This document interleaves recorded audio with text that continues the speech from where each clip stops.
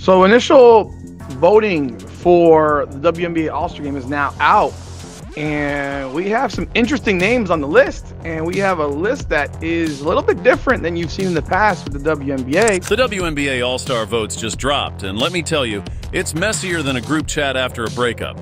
You've got players hustling, fans voting like their life depends on it, and in the middle of it all, Angel Reese throwing digital confetti and reposting every vote mention like she's running for president of Planet Delusion. Yay.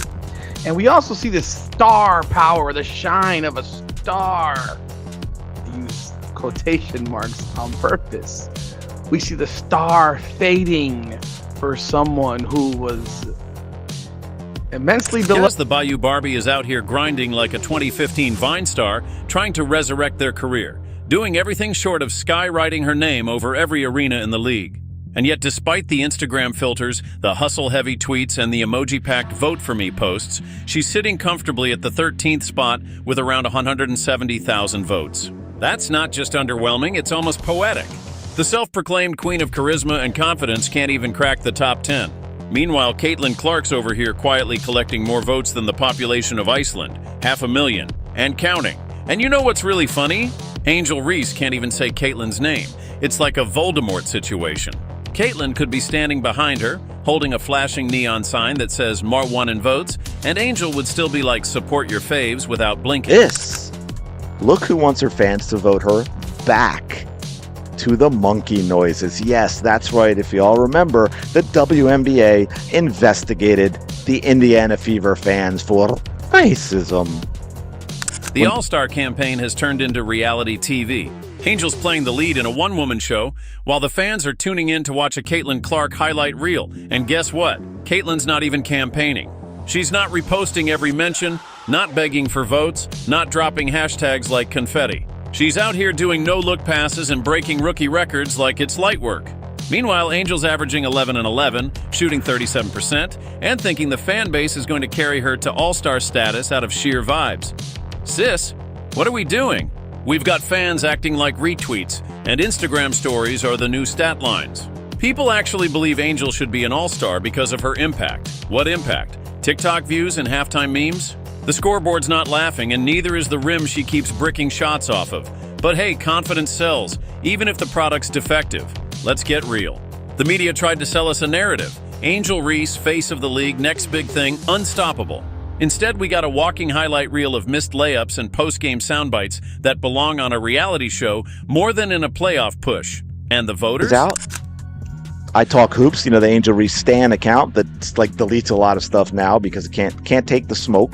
Angel Reese enters tomorrow's game as the only WNBA player averaging a double-double this season. Double voting today, Angel post. They're not blind. They see the box scores. They know the game. And it's clear. The star power is dimming. Even her own fans are quieter than usual. You go from being the most hyped rookie to 13th in votes? That's not a flex, that's a red flag. And it's not just the voters noticing. Coaches, analysts, fans, they're all starting to ask the same question. What exactly has Angel done to deserve an all-star spot? Let's talk numbers. 37% shooting. More turnovers than assists. Rebounds? Sure, she's getting boards, but are they game-changing? Or are they just stat padding while the team gets blown out? Because the Chicago Sky aren't exactly lighting up the standings. And let's not forget that she's on a team where chemistry looks like a science experiment gone wrong. But here's the wildest part. Every time she posts another glam shot with a "Vote For Me" caption, her comments are a battlefield. Half are hyping her up like she just dropped 40 on a super team. The other half are dragging her for not acknowledging Caitlin Clark, the undisputed vote leader and walking highlight machine. Angel Reese all the way at number 13. So Angel Reese is averaging 11 points and 11 boards this year, but has really struggled and turned it around of late the last 2 or 3 games, but at 37% on those stats with that. That's not all-star energy, that's chaos. And we're eating it up like popcorn. This whole situation is peak sports drama. Angel's trying to spin her season like a comeback arc when it's really more of a blooper reel. And the fans? They're either delusional or trolling or both. Meanwhile, Caitlin Clark, with her 15,000 votes, is minding her business and letting her game do the talking. She doesn't have to scream for attention. The numbers speak louder than any Instagram story. And Angel? Still acting like she's neck and neck. Ma'am, you're 13th, not 3rd, not even 10th. That's not all-star, that's bench mob energy. But hey, she's committed. Reposting every tag, every mention, every stray compliment like it's gospel. You gotta admire the grind. The delusion? Not so much. And don't even get me started on the media. The same outlets that told us Angel was the future are now quietly sidestepping the fact that she's barely cracking the top half of the leaderboard. They want to hype her up without having to deal with the reality that her play hasn't backed it up. That's not journalism. That's PR. Look, we're not saying Angel can't be great. We're saying she's not there yet. And pretending otherwise doesn't help her. It hurts the league. Because fans notice when hype doesn't match performance. They see through the smoke and mirrors. And right now, the only thing consistent about Angel's season is her inconsistency. And let's talk about that ego. The woman can't take accountability if it came. In Chicago, she wouldn't really necessarily make my all-star team. I would have to sit it down and get it on paper, but just thinking about it, I'm like, yeah, I don't see how I could justify making her an all-star, but she's all the way down at 173,363. You would think she would be. So let's get into what happens when the receipts start rolling in.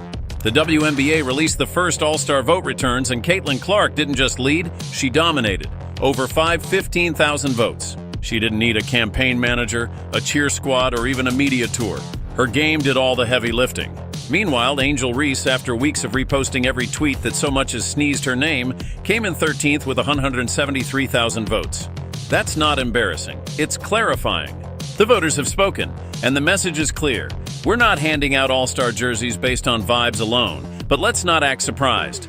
Caitlin Clark is rewriting the rookie handbook. She's not just a player, she's a phenomenon. Game after game, she's delivering highlight-worthy performances. Long-range threes, slick dimes, basketball IQ that would make a veteran blush, and what's Angel doing? Celebrating her triple-doubles against teams already packing it in. Posting selfies with captions like, "Vote for greatness." Says greatness doesn't need a caption. It shows up in the box score. But here's the kicker. Angel still won't say Caitlin's name. You'd think she was contractually obligated to act like the vote leader doesn't exist. Not to mention... ballots have come in, and of course, who else could you expect than to see Caitlin Clark listed at number 1 on the early voting? Not a congrats, not a nod of respect, just vague allusions and even vaguer quotes.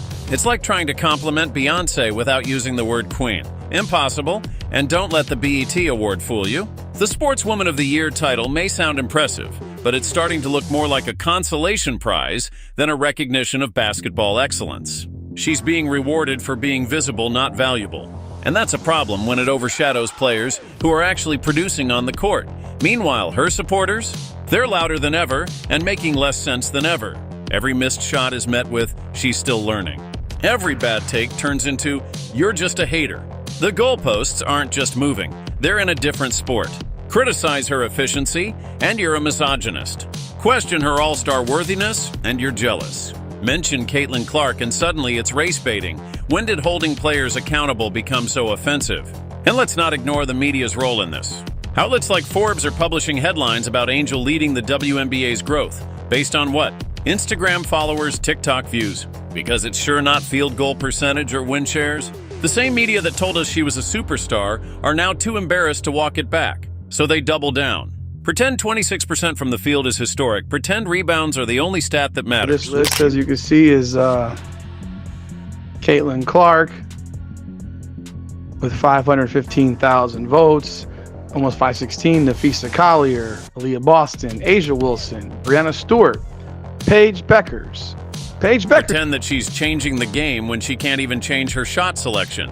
The worst part? Angel believes it. She's bought the hype, and now she's selling it like a multi-level marketing scheme.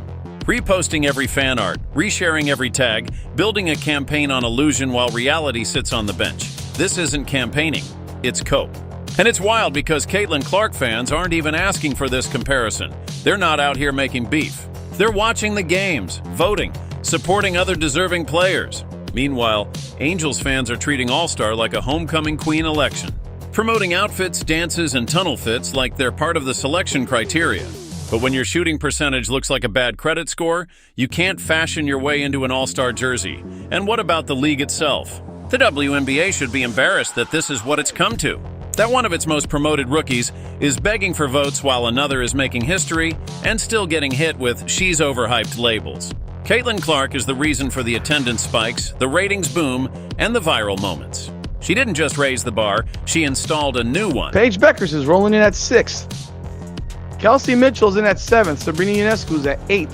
Lexi Hull, the fan base of the Indiana Fever have spoken.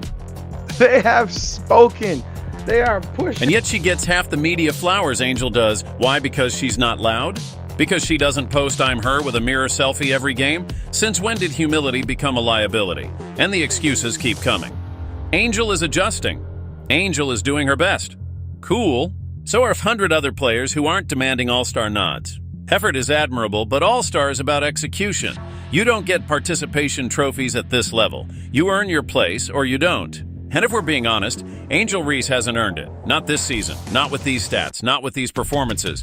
But she's got the internet on lock. She's got the marketing team. She's got the followers. So what happens if she does get in? The league spins it. The media runs a narrative about her impact.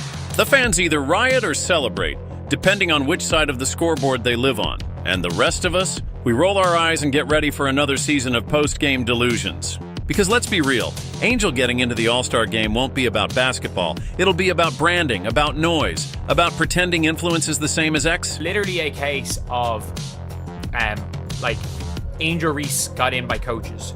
So the only players that I would assume are going to get in on, like, based on that is I think it'll probably be, I think Caitlin will, obviously.